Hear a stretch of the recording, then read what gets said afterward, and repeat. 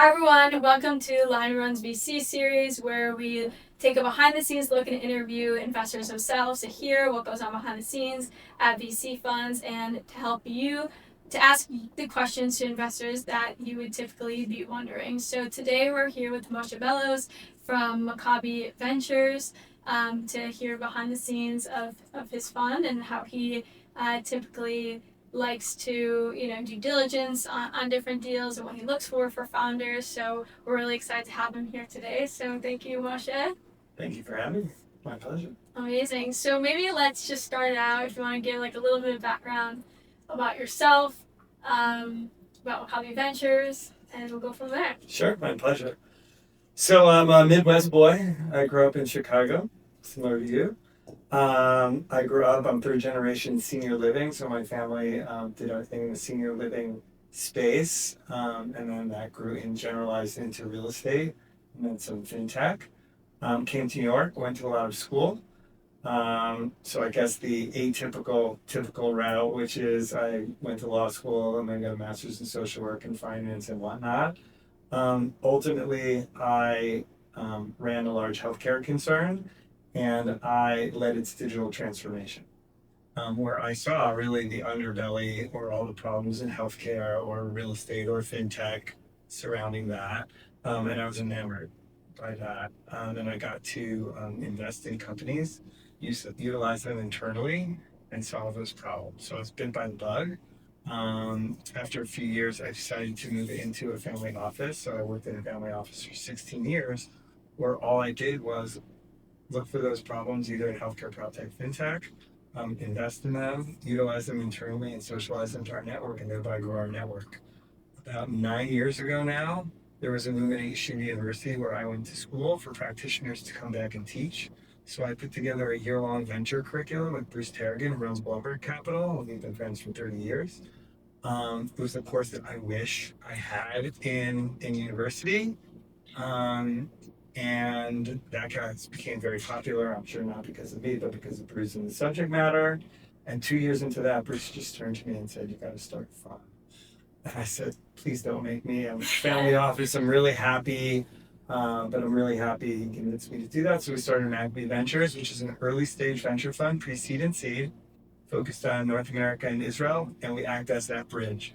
So we're very culturally competent in Israel, and there's some really great funds in Israel that are great Israeli funds, that are great American funds, but there are very few funds that sort of act as that bridge. So because of my corporate background and my network, we tend to be hyper value add to those companies. Yeah, and that's super important. And we also we speak with a lot of founders that are Israeli coming into the U.S. market, and there's so many questions and misconceptions and also common mistakes that occur there. So I'm curious, maybe let's take it back a step, and I want you to maybe think about okay, if we were talking to a founder and they're thinking about raising and potentially want to get in contact with you or other investors. Can you maybe give an insight to what that process usually looks like for Maccabee Ventures? Sure. So we're incredibly blessed to have incredible founders and incredible network. So most often it's through a warm introduction. And I think, I would counsel founders today, it's so much easier today than when I was coming up. You've got LinkedIn, you've got these wonderful virtuous networks, and our fund is super collaborative. Um, the data shows that a warm introduction is a 10x better return. So I would try to find that warm introduction. I think what's interesting today, as we're sitting here, is AI has changed that a little bit. So I would say, so Maccabee sees 3,000 companies a year. Wow. In our inbound, and we probably how many LinkedIn DMs do you get a day? I get a lot. And I'm inbox zero guy. Yeah. So I need to be returning those, and we actually answer every email that we get in some way, shape, or form, wow. Unless there has been no attempt at personalizing it. So I'll get back to that in a second. Yeah. So I used to tell our students, now we've got 250 students in the wild. They're from all the banks, all the technology companies. So it's an amazing network and it's growing every year. But if you don't personalize it, if you didn't take the 2 minutes to find something where we're connected, should I really be expected to spend that time, on you? It shows sort of where your head is at. So the more personalized you can make it, short and sweet. We don't have time, to read a paragraph, but make it compelling, make it well written, make it something personal. I think that goes a long way. I think what's interesting today is with AI, we are seeing a ton of AI generated personalizations, but we're quickly teasing that out as well. But I would say make it really personal, really succinct, and you'll get a much better outcome. If a founder reaches out to you, is there like key information that you want them to include? So then it's like boom, boom, boom. You look at it, okay, like that's interesting. I want to like learn more. Yeah, so I would say a couple of things. So first of all, I would say starting at the structure level. If it's poorly structured, that gives me sort of insight into the founder, him or herself. Like, are they all over the place, or can they concisely write something? It's much harder to write short than it is to write long, right? We can all regurgitate everything, but can we consolidate it into a really impactful, compact piece? I want to know what the company does in 2.2 seconds. I want to understand that, because my lens is, do I have 10 people I can introduce this to tomorrow for an ROI? Right? That's how Moshe Bellows and Maccabee thinks. Like, what's our value add here? And if we can't materially change the trajectory of your company, it's not interesting to us. Or we're not the right VC for them. And we really want to be that. So I want to understand what they do. I want to understand how it's novel. And I always say I'm a fan of the more info. I have a founder who's a law school classmate of mine who's now in his 7th company. He's a serial entrepreneur. He's amazing. And his mantra was, if you have an idea or a company, scream it from the rafters and let everyone give their feedback. So I always say include the deck in the email. Just make my life easy. Yeah. That's your job. It removes a step. That's right. Where like you're not like, but what are your thoughts on like if they were to include, let's say, 2 lines about the company and 3 bullet points, let's say like traction, how much they're raising, something interesting about them or their team. What about like a 1-pager first? Or do you feel like, what are your thoughts on that? Because sometimes I'd rather see a deck. Yeah, okay. Because I can see that 1-pager. I think 1-pagers have a place. I'm huge into 1-pagers. Ask anyone around me. Huge. But in that first one, because if I get more curious than 1-pager, then I'm gonna have to go and ask for a deck. Then I'm gonna But would you ask for that thing even before meeting with them? Yes, I do. And that's also another piece. So some people rarely now will say we're not gonna send a deck. Well, okay, now I already have insight into that person. Is it a trust issue? Is it what is it? And I think everyone has a reputation. So, for us, I think having a good name, as you're told, is like everything. Sure. So people in the industry know I would never share things without permission. But if that person hasn't done that, but it could also be a trust building opportunity. But I prefer to have the deck, because first of all, I love learning. I love seeing really interesting things. And there might be a question that they'll ask later, what do I look for in a deck? There are things that I need to know that a one sheet won't give me, that I want to know right off the bat if I'm going to spend more time. What are your thoughts about founders asking an investor, or you, to sign an NDA before they send it in? We don't sign NDAs. I'm a recovering attorney. So first of all, personal preference. I don't think NDAs are worth the paper they're written on. Yeah. But from a founder, let's tease that out. Founders need to understand that I see 3,000 companies a year. So the odds are that I've seen 100 companies similar to yours, same or similar to yours. And so if I were to sign an NDA, that would be a foolish thing to do. And I wouldn't do that. So if they asked you, would you just say, hey, sorry, I don't sign NDAs? Yeah, firm policies, we don't sign NDAs. Yeah. And it's up to them. I would say 99.9% of the time they're fine with it anyway. And I sort of, probably, if I end up talking to them, I'm like, by the way, who coached you about asking founders to VCs to sign NDAs? It's just a thing that only gets us into trouble and doesn't. 100%. Yeah. And by the way, I've never heard of anyone getting sued for Yeah. because they signed Yeah, an yeah. NDA. So We just get that question all the time. We tell them, like, guys, like, the odds of, like, these people are seeing so much, and, like, they're not gonna, like, yeah, I can go on. You're spot. Yeah. You're spot. It's a non-starter. Yeah. But it's interesting, like, even in today's day and age, right? And I think that's where your advantage is. Like, you're asking me all these questions, and I know what your business is. So your beautiful advantage is a founder has seen what? Maybe it's their first company, so it's an N of one. Maybe they're a third time, fourth time founder. That's still 4 companies. You have seen now tens of thousands of companies, right? I've been doing this now for 20 something years. Yeah. The pattern recognition, the messaging that works in different situations, that is such value to the founders that come to you as clients. Almost unexplained, inexplicable. Yeah. So I'm curious to kind of hear your thoughts. So then, okay, maybe let's continue on the initial kind of timeline that you were explaining. Sure. So you got the that initial email, the deck included. Let's talk about what you like to see in there. In the deck? Yeah. And then after that, I want to touch on then what comes after that. Okay.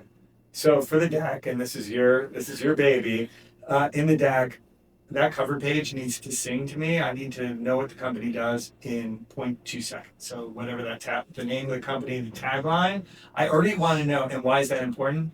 It frames how I start thinking about looking at the deck. Mm-hmm. What vertical is it? What problem are they? I know we haven't gotten to the problem slide yet, but I already want that teaser to understand what's my lens here, what's my frame here. Mm-hmm. And then I'll go and I'll see. I personally like seeing teams up front. Teams up front for me says, because here's what I think happens. For me, if you leave the team to the back, you have your problem, your solution, your market, your competition, all that kind of stuff. Great. Yeah. But in the back of my brain, I'm thinking the whole time, is this the team? It could be the greatest problem, greatest solution ever, but if these the right people if it's a big team, yeah, I'm out. So I'd rather know right up front. And the opposite is even more important. Imagine it's the be-all, end-all team. It's a great team. Yeah. If I have that up front, founders, you eliminate a lot of the questions and the doubt. So psychologically, I'm already like, oh, great pedigree, great experience. Yeah. I've got a subject matter expert as a founder. I've got a technology expert here. Ooh, okay. Now let me dig in. Interesting. I that's an interesting perspective because we've gone back and forth, at least with our style, with how we like structure things, is because it's either like, do you talk about who's doing, like, the question is, if you have the team, like, let's say later on, it kind of answers the question of, okay, this is what we're doing, and these are the people who are executing. So it's a question of, do you want it to be as what you're doing and then who, or it's who and then what? So it's like, it's always, we at least also go back and forth. And I think sometimes it depends on the company and it depends on the founders, or the team too. Agreed. It's not set in stone. But it's I like that. But if like you have an A+ team, you want to have it up there, up front, and then you're unless you're using it as a tactic, which I can tell you this great story. So I was at this pitch night at a law firm, and this woman gets out there. I don't know if this is PC in today's day and age, but I'm gonna tell her we can edit it out. This woman gets out there, and she's beautiful and well put together, and she's talking about it like a fashion technology. She puts it out there. And she knew exactly her persona. Mm-hmm. She understood exactly what she was conveying to everyone and drew everyone into her story. And then, at the end, when she got to her team page, she had a PhD in space. So she had the craziest pedigree you would ever imagine. Now, had she opened with her pedigree, she wouldn't have drawn everyone in with her charisma and her stagecraft and how she presented herself. But then when she used it to say, oh, by the way, you're like, whoa. The whole room, I watched the whole room. So again, Yeah. I'm agreeing. It depends on your makeup. For sure. Yeah. Okay, amazing. Okay. Okay. So then, now we're going into like, okay, what happens next? You look at the deck, you're like, this is really interesting. I think I could potentially also add value to them. I like the industry. I like what they're doing. I like the founders. They look interesting. Then what? Great. So just to go back, 1 second, problem solution. I like the competition slide, very important. Why? It gives me also insight. Do the founders really know who their competition or perceived competition is? That's really important. Never say you have no competition. Oh, God. By the way. Yeah, you either do or you have a perceived competition or people are fine with what they're doing. But yes. Yeah. So I kind of want to see that because again, we're seeing 3,000 companies a year. So odds are we've seen it or we know the people in your space. So if they're not there and it's super conspicuous, that's a red flag for us. Mm-hmm. So that's important. So then look through that and I want to have a meeting. I'll just reach out and say, let's schedule time. I'm a big fan of a short first meeting. How long? 30 minutes. How long do you usually give? I would do 15 if I could. Got it. At conferences now, we're only doing 15, but online, I feel like. How are those meetings usually structured? Okay. I'll tell you how they're usually structured. Yeah. And I will tell founders how they should be structured. Okay. How about that? Yeah. Let's hear it. Okay. So I think it should be, okay. So they're normally structured. A founder gets on. I will generally ask them to tell them about themselves, not the company. So I think if founders aren't asked that, that's what they should open with. Sort of about themselves, set the story. I find that most founders, especially Israeli founders, go from 0 to 60 in 2.2 seconds. And I don't think they have to prove to us that they're smart. I think we kind of get it and we've looked at the deck.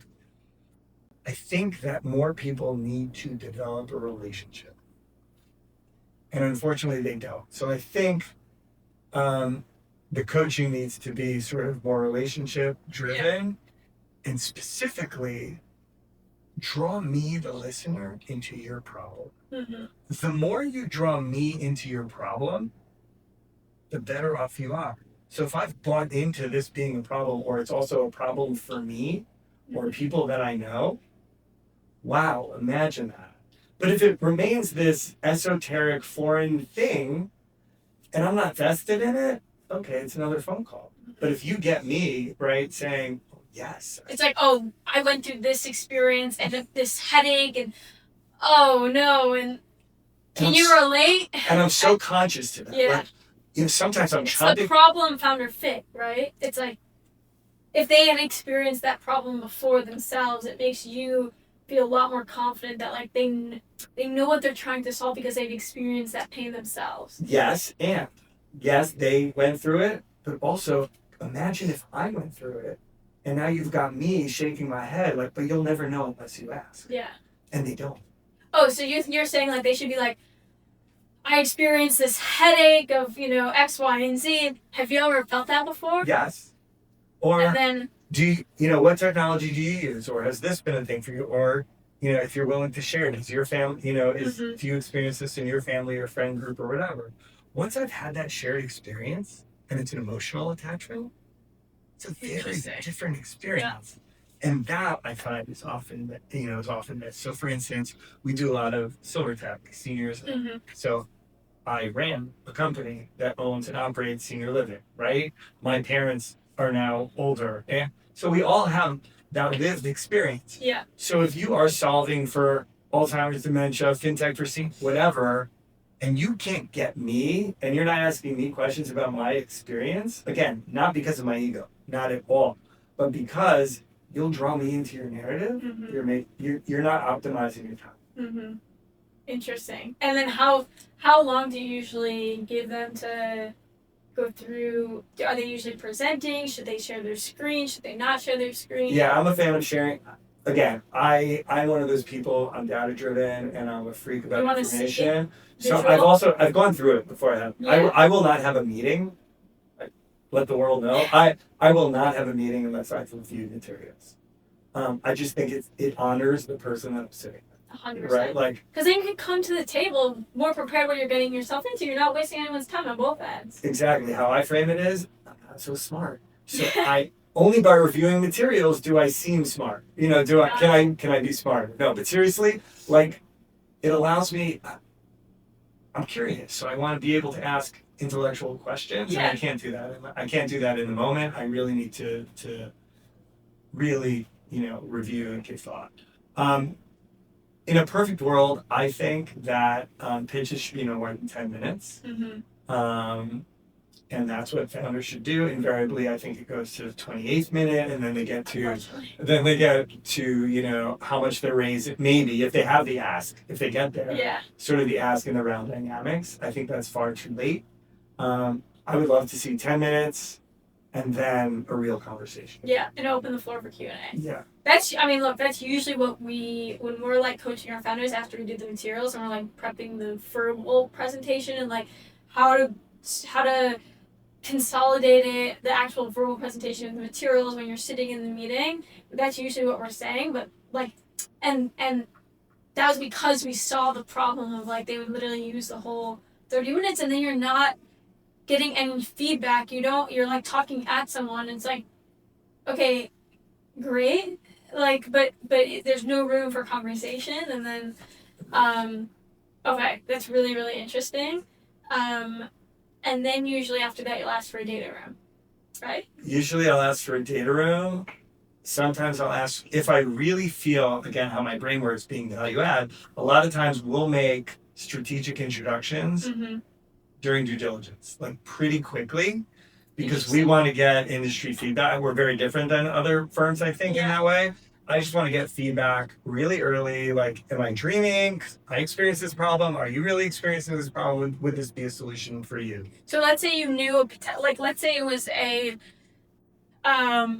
company that was, their customers were like nursing homes. Yep. You would like introduce them to some nursing homes, be like, hey, is this a problem that you guys are facing? You essentially are making an introduction to them to a potential customer. 100%. And then you get their feedback. Everything is super efficient. Like, I recognize founders don't have enough hours in the day to do what they do. We don't have enough hours to do what we do. End users don't have enough hours in the day. That's why they're looking for these solutions. So I need to make everything as efficient as possible. So we have a senior living council of people who are forward thinking, who have told us what they're experiencing in their problems, and obviously it gets updated, like almost like a CDC, like corporate venture. And so that's kind of what we do. So I'll make those introductions. Some come faster, faster than others by looking at a deck. Some want a meeting immediately. That's how we roll on that.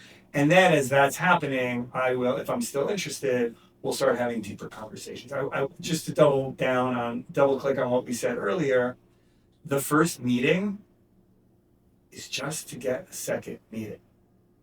It's not a downloading of all the information that the founder can possibly share, and why he's so great and why he or she the technology is the best ever.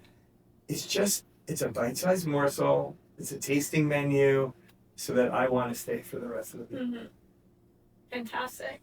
And then, what are your expectations? Because you're investing in a lot of earlier stage companies. Yep. And I usually try to ask this to every investor because there's different sentiments also depending on the stage. What are your expectations then around what's included in the data room?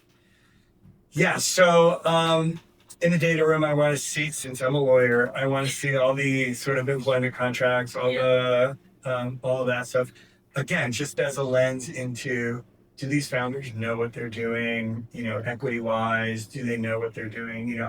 Is there any hair here that I need to sort of think about from a structural level? Then I would like to see for financial projections. Now, I know it's early. So financial projections are just to give me again a glimpse into how they're thinking, but also what their assumptions are. And so I want to understand that. So for instance, I won't say the name of the company. We looked at a company, it was in the healthcare space, and their assumption was that seniors have 4 cardiology visits a year. Now, whether that's true or not, that was their assumption. So what could I do as someone in the business? I could look at all their assumptions and change them.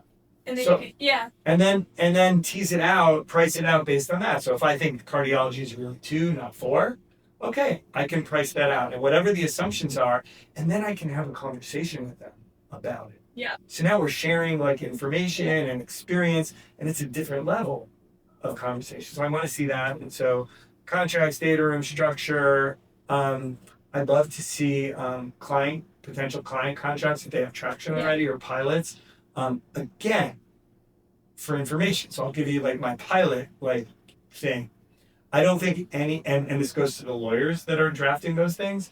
No pilot contract should not automatically convert to a year-long engagement, and it should be automatic unless the client says no. So a pilot should automatically convert in the first paperwork you sign, because it's so hard otherwise. Yeah. And takes too much, and takes a lot of time. And so that's a sign of a really smart founder and a really smart lawyer team that has done this many times. Yeah, like in the contracts with the pilots. Super interesting. I also want to go back on the financial aspects. Sure. Because a lot of work that we also do is building out, when we build out the models, making it all dynamic. So then like the investor, literally as you mentioned, so the investor can go in, change a few assumptions, and then it'll be reflected across the model. Versus like sometimes we get models from founders, and everything's like manually inputted. So nothing can be changed. So you have no idea like how they're thinking and what this, like there could be a number there, like essentially a hard coded number, which is just a number that they just literally inputted into the Excel. And I'm like, where did that come from? Like how did you got to explain your thinking here. And so when you have a dynamic model that like is what we call there's industry standard structures, where you have like the cash flow model that everything like flows into it and everything. And that's what investors know. So they can easily, like, instead of making their lives difficult and trying to like piece together, okay, where did you get this? What did you get? You want to have it structured really nicely. They can go in, they can change the numbers, and then the numbers will flow through the rest of the model. They can see the best case, worst case, base case, and then based on that, they can judge, you know, what they think, and they're not like binded by the hard coded numbers that they put in. 100%. It goes back to what we talked about before. Make our lives easy, right? Yes. Can I make an Excel spreadsheet? Of course. But like you're saying, and that's why you're great at what you do, is like, this is the advice. Make it easy for everyone around the table, so that when we're having that conversation, dynamically, I can just say, you know what, this is my assumption. Does it still work? Oh, your margins will be X. That still works for us. Yeah. It's okay. Yeah. But we have a difference of opinion. Okay, great. And by the way, this is too low. This is too high. I think you're going to need more customer success people by Q1. Yeah, you can change it. You can add employees. Like, yeah, super important. I'm also curious about, we like part of like our process, what we call like our foundation process before we even build out deck materials, is like working on the actual business plan. Like, and we go through like this 8 to 10 week process where we're building out all the research and all this, doing the strategy, like literally together with the founder. Because like when they come to us, they may say, hey, we've had companies that are like, when they come to us, they're fully like a B2C model. And we're like, you guys are not B2C. Like, and also if you guys are going to be speaking to investors, we already know that they're going to be like, no, switch the model. Like, and it's a very easy switch. And it's like, they thought that they're D2C because they're going to one like type of target market, but it's like, no, you're actually selling to like, that's your end user, but that's not necessarily the buying customer. Anyway, long story short, so we go through this process where we're doing like 10 sections of research strategy until we put together the end deliverable, which is what we call like the business memorandum. And the business memorandum can be like sometimes a 50, 60 page document and super long, super extensive. And like, it's always a debate. I mean, at least for us, we find that like the founders that work with find value in the actual process. The end deliverable is value add. It's like, great, you have this amazing end deliverable. You can share it with literally anyone. It shows everything. But I'm curious, like, I want to hear your honest feedback. Like, if you were to receive something like that, like a 50, 60 page memo, but it's like also visual and structured and designed and like has essentially all the answers to the questions. Is that something you would actually read? Is that something you would actually dive So into? I'm a freak, so I would probably read it, but I would say, and again, I teach ventures, so if my students are watching this, we train our students how to write like an investment memo, Yeah. and it better have all of that stuff in it. So I think you could probably do a shorter document that actually is readable. However, This is like in addition to the deck. right, but however, I would say I think that process is so important. Mm-hmm. I care less about that. I care differently about the end deliverable than this whole education process. Like you mentioned, B2C as opposed to B2B2C or B2B or whatever. You're clearly educating and having them think differently and having very important conversations. Who's the payor? Who's the, all of that is incredibly important, and they need to nail that down. Again, it can change, it could morph, it could whatever, but let them at least know what all their options are. I think that is tremendously valuable and invaluable. A 60-page doc, it could be great, by the way, for the company itself, or as you hire more people, just to understand sort of where you are, your ethos, your mission, all that kind of stuff. Really important. I would say on the VC side, you could probably whittle that down to a shorter document. But I think it's a good to have, and the process is a necessary. Amazing. Yeah. Look. That's it's like almost we call it. We joke around internally as a team. We're like, it's like kind of like founders therapy a little bit.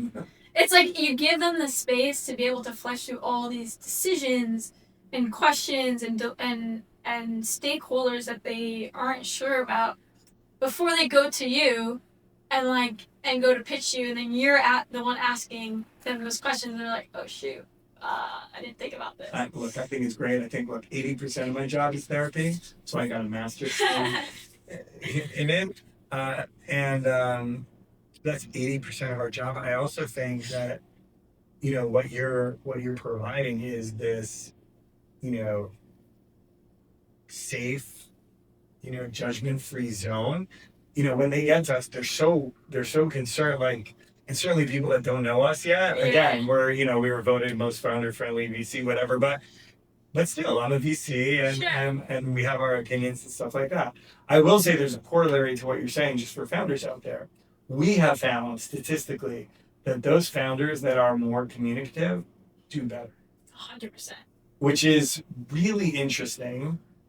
Those founders that don't update, that don't, or only come to us, when they're in trouble, how silly is that? I can advocate for you. I can introduce more people to you. We have a Series C company that I just helped them close a significant deal, and I was, first check pre-seed. Why on earth am I still involved at seed? Well, because they kept me involved, because they're updating me, because I invested in their success. So this touches on two things. One, I want to touch a little bit more on the storytelling aspect and the actual communication, how a founder can convey their message and how that can actually translate into their success long term. And then another point that you actually brought up about the investor updates. And exactly what you just said, I read a LinkedIn post from another investor, and she wrote she was like, when things are going bad, that's actually the time when you should be over communicative. Because at the end of the day, investors are there to help support. And maybe whatever you're struggling with is something that they can help with. So it's even sending and that's actually something that we do with our founders, is that after they raise, you do the investor update. So every month or even quarterly, you send an email, you say what's going good, you say what's not going so great, you say these are areas where we could use some help, even throw in a nice personal video to keep them engaged, because at the end of the day, I mean, you can touch on this, at the end of the day, not only are investors there to see returns on their investment, but they're investing in you because they want to support you. 100%. I would say when things are going incredibly well, we want to know about it, because if they're going well, do you know how much easier it is for me to introduce you to another 10, 15, 20 people? Mm-hmm. It's going really well. That's a great time. Like, don't rest. Like, don't stop and say, wow, things are great. I don't need to communicate. Like, that's really important. And I would say even before things get bad, I think even if they're stagnant, I think that's a great time to problem solve. Mm-hmm. And just don't wait. Like, every day you wait, every month you wait is another month of burn. And the less months of burn you have, the less options you have. And this is all about optionality. Yeah. And so that's what I would say to founders. Like, I talk to founders a lot, and during due diligence, we talk about it a lot. Like, I test our founders, potential founders, for rationality. How do they think about pricing a round and why? How do they think? I often use the example, okay, next round, forget this round. What are you thinking next round? Mm. And there are so many unforced founder errors that can be avoided. And if they just ask, you're saying if they just ask? If they just ask to really or know the business or think rationally, about things. Because look, valuations, there are angels that will misprice a round because they're not in the mix. There are huge VCs that will misprice around because they can write another check, a big check later on. But that significantly puts you at risk. Mm-hmm. And so I think, and again, I push back in a healthy way, or I ask questions in a healthy way because I want to see how my founders are thinking. I want to know that we're aligned at least on that. So if I have irrational founders, sooner or later it's just going to be a problem. Okay, question. Yeah. Because I also want to touch on the storytelling piece again, but valuation. Yeah. At the early stage. Yeah. We get questions about this all the time. So I would say this. I would say know the market. So in America, first of all, don't skip around. Don't skip around. So for instance, don't go from, raising a safe to like a seed or whatever. There's no reason to skip pre-seed. So every round is a gift.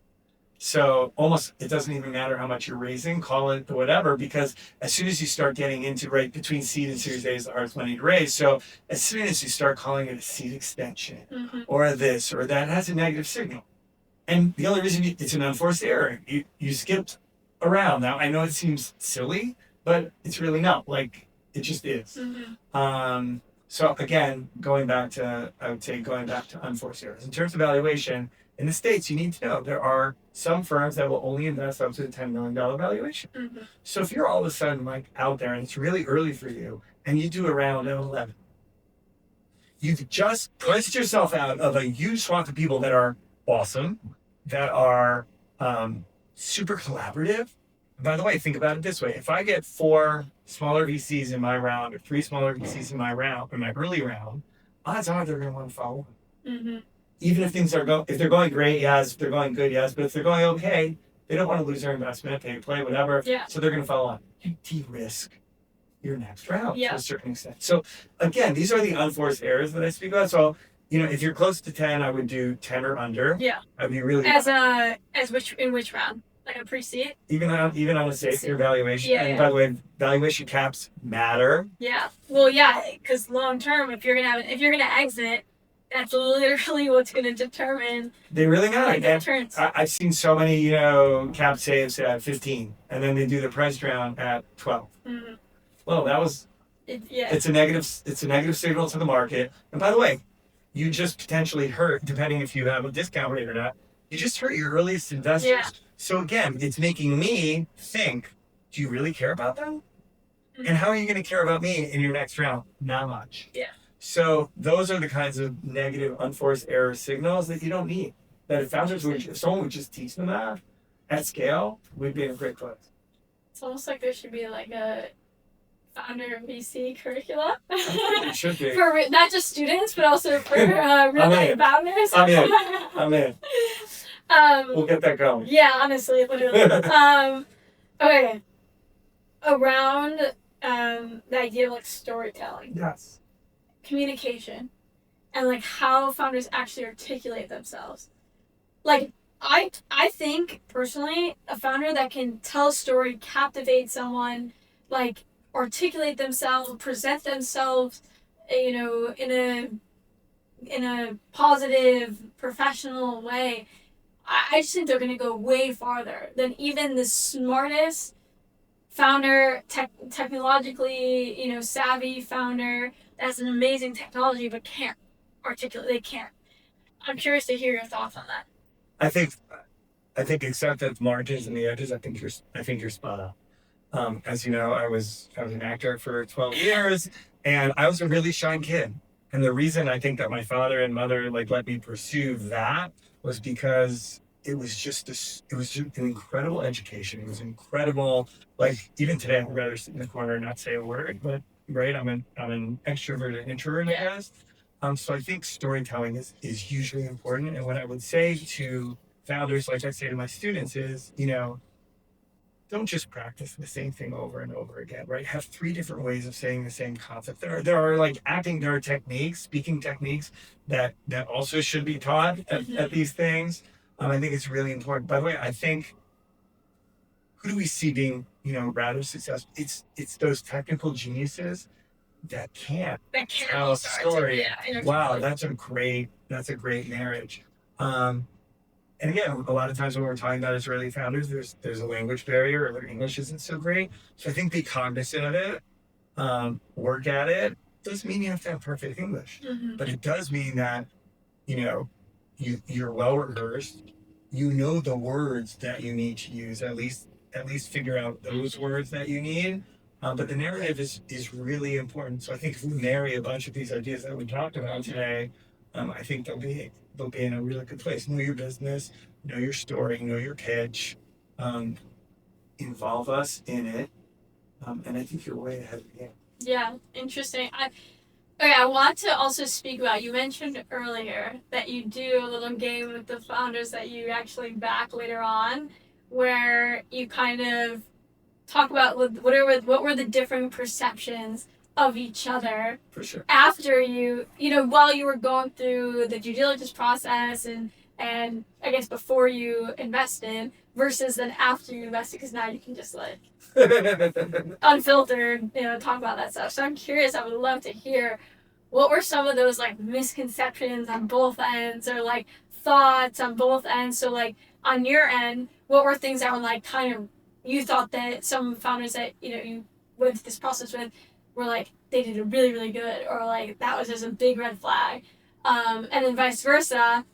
What were like the thought processes that you've heard from like the founders that you've backed? Yes. So, like, So in no particular order, I'll just we'll just so I've heard everyone talks about value add.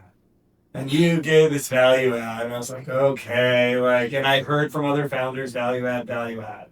And then, I brought one of our companies, their first $2 billion clients. Wow. And then they were like, huh? And then I brought them their first 3 salespeople, who are still their salespeople to this day, 5 years in.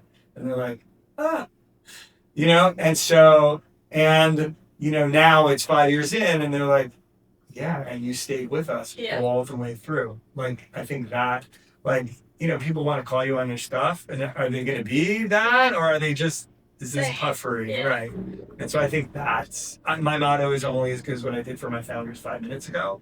And so I want to live by that, which is why also it pains me when they don't communicate as well, because then I can't. And then, then when they come at the end of the day and say, hey, we're struggling here, it's like, oh, you should have.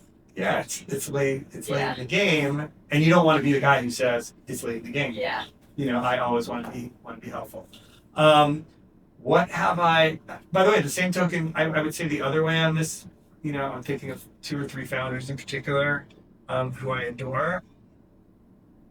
I didn't think they would be as right brain, left brain as they presented. So. A lot of times in Israel, you've got, Shemona T'ai, Shemona Echad, whatever it is. And then you find what we were talking about before, where they're so emotionally intelligent, emotionally EQ, like through the roof. And I'm like, this can't be. But it's great. I love it. So you didn't think that at first? At first I did not. But now 6 years in, and they've grown a company from 3 people to 192 or 212. And the culture is amazing, and that's not easy, and not very few people are designed to be the CEO all the way through. Very few. And so that's been really interesting to watch, to be that great founder, then a great manager, and then a great CEO. That's been an incredible gift. And probably if I was betting in the beginning, I would have said they're not gonna make it through that arc. Interesting. Another question, we maybe should have touched on this earlier, but I'm curious. How would you one thing that I heard from another investor friend of mine, he said when a founder goes to an investor, essentially what your goal should be to essentially build an undeniable step of evidence of why your company is what it says it is, or you're as the founder the right person to execute on building this and solving this problem, and I'm curious how do you if the founders pitch you kind of distill between the fluff versus the not, and are there signals that signal fluff versus not? Yeah, so I think all those things are true, and you want to do that all without hubris and with humility and with being a real person. And we often ask questions, purposely push back questions where I don't really care about what the answer is, but how the answer is. I'll ask, again, I'm giving away all my tips. I ask, do you think you're going to be the CEO all the way through? Interesting. And on the one hand, I want to hear yes. On the other hand, I want him to be real. I want him or her to be a realist and to be I understand that 80-70% are and don't and can, and there's a reason for that. It's not because you're not wonderful. It's because it's a different skill set all the way through. So things that I look for are obviously pedigree, subject matter expertise, and then CTO has to be technology proficient, and we're going to check all of those things in the people that they work with to make sure that that's the case. That they know the market. 80-90% of these companies are going to pivot, so it's very important that they know the market. They don't have to necessarily be from the market, but they should really know the market every which way and sideways, because most likely they're going to have to pivot. And then integrity. There should not be anything in the deck, and I'm sure you preach this. There can't be anything in the deck that is not grounded in real data, that is not defensible, right? So many times we see a market size. That's the example I give in class is there was this company that was selling 6-inch stiletto heels, right? And their market size was all human beings. Or all people with, legs. And I'm let's break that down. So that's the silly example I give. But I also have examples from the senior living community where it's true. On their slide they'll have 10,000 seniors are retiring a day. That's true. 90% of seniors 91% of seniors want to age at home. Also true. But guess what? They're all not going to be able to age at home. So they might want to, but because of whatever comorbidities they have, they just can't. It's not safe. So you have to really, and the people that you're pitching to, we kind of hopefully we understand our market a little bit. For sure. So you got one bite at that apple. And the second you lose that integrity on whatever level it is, you're done. I can't trust you here, I can't trust you there. We get this question a lot from the founders that we work with, for the Israeli founders that are entering into the US market. I think there's a lot of misconceptions, and I also think that a lot of founders underestimate, especially Israeli founders specifically, underestimate what they need to do to be able to effectively enter into the US market, and also effectively communicating with US investors versus Israeli investors.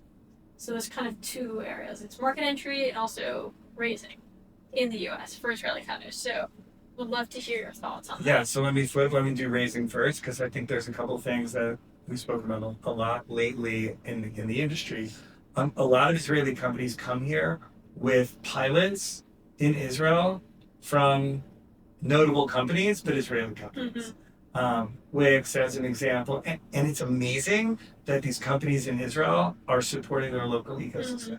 VCs here generally discount that significantly because it's a friendly environment or whatever. So I would say to Israeli founders that are coming here, if you can get a couple of POCs or clients that are here and you can show sort of a more balanced traction piece, I think that's incredibly helpful and important. I would say a corollary to that is, and I just saw this in a deck literally this morning, if you're only dealing with the Israeli division of that company, then you have to say.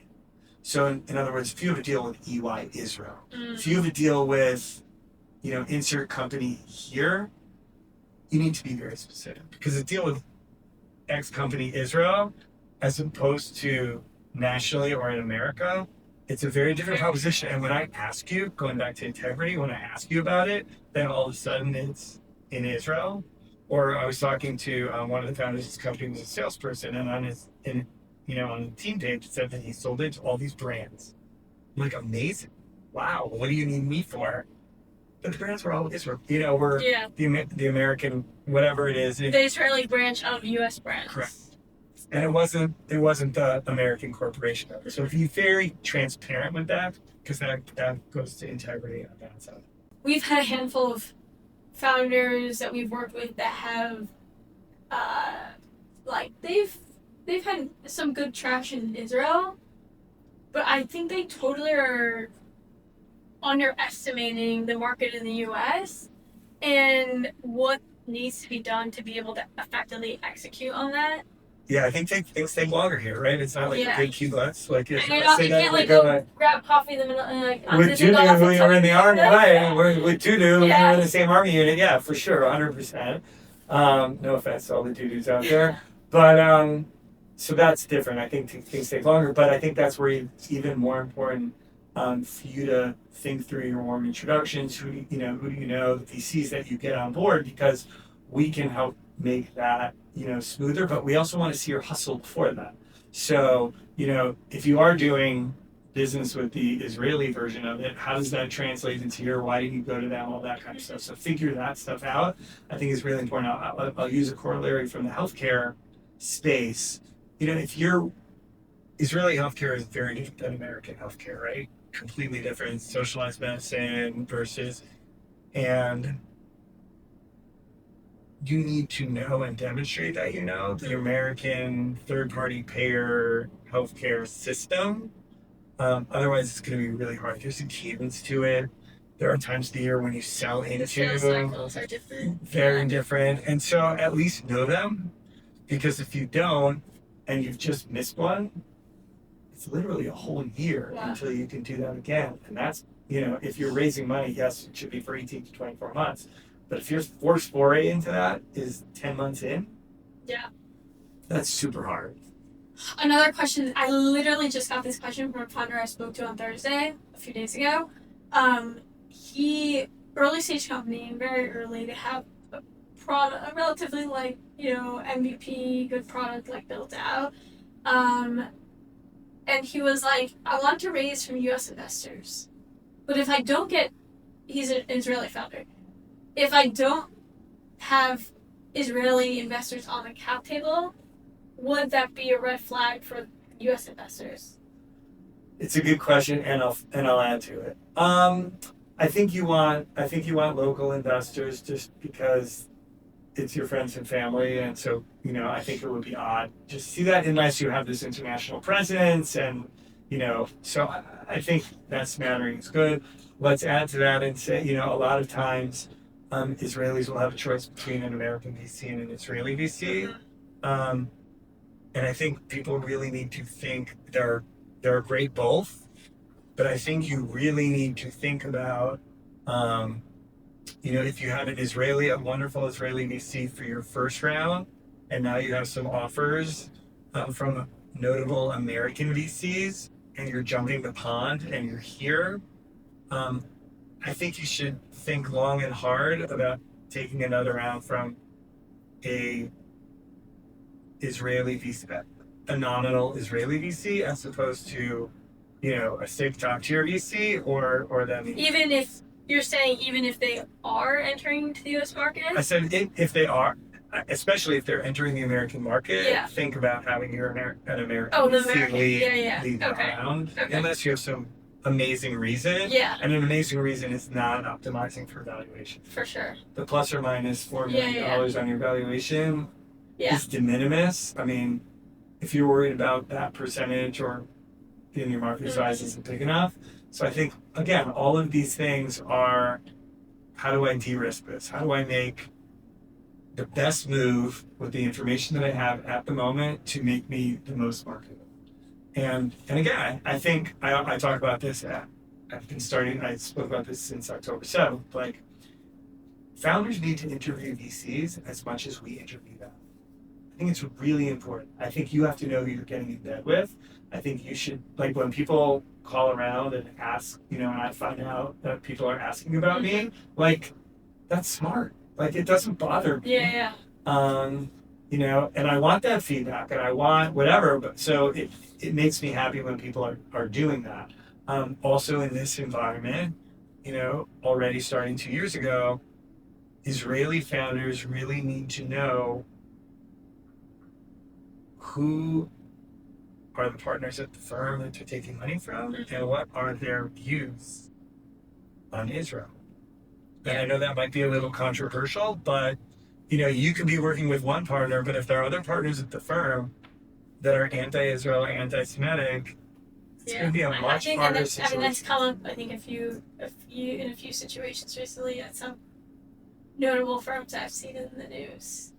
Yeah, it's just something to have eyes wide open about. For sure. So I think, by the way, and I have to do that, and I never had to do this before with founders. Now I have to do it within the bounds of legality, and for me it's very easy to do because we empower our founders to cross-pollinate. So, I speak about working with others, so it's very easy for me to tease that out pretty quickly.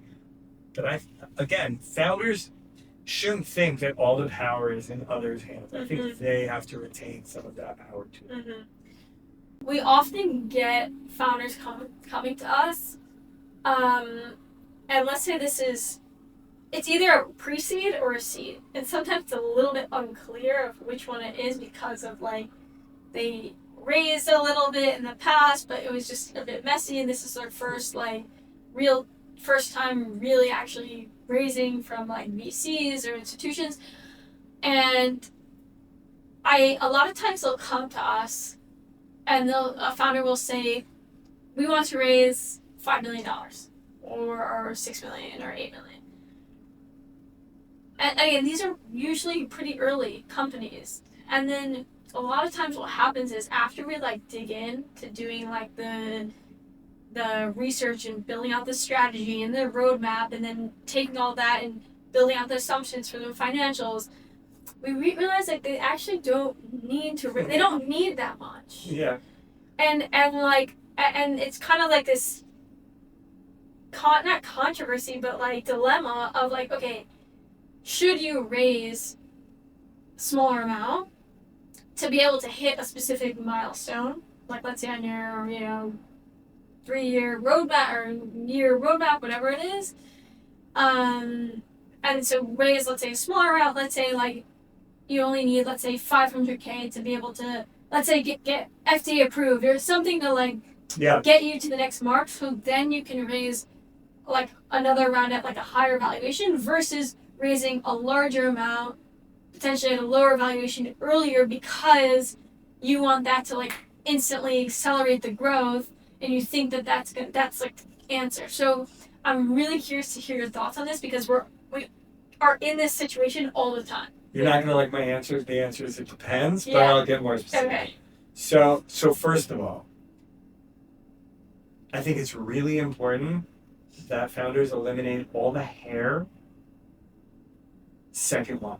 So if you did a couple of hair, HAR, all the complications, all the messy things. Okay. Get them out of the way. So if you did a bunch of saves, or if you did a down round, or you need to do a down round, blah, blah, blah, blah, blah, get it done.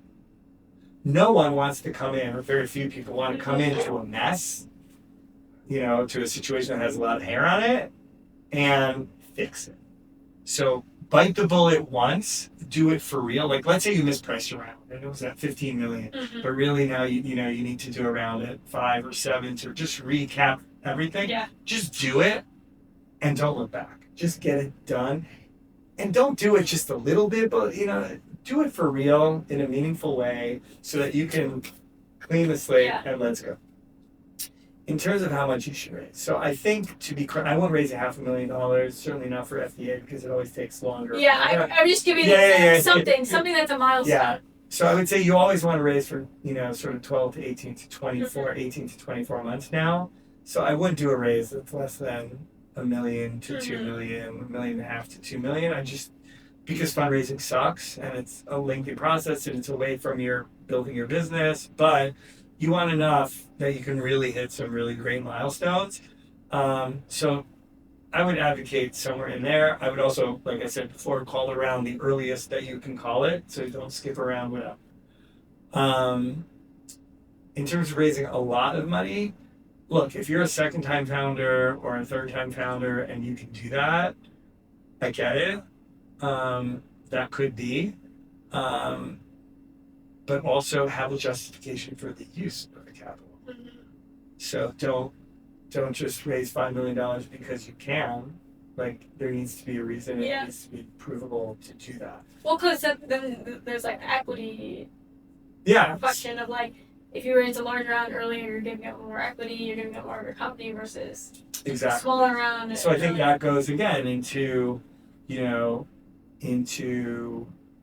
the nature of the business, how quickly can I grow, what milestones can I get to, and so that's where it depends on what kind of business you are, who the founder is, what the type of the business is, what the traction has been, who they know in that space, and that would sort of determine it for me.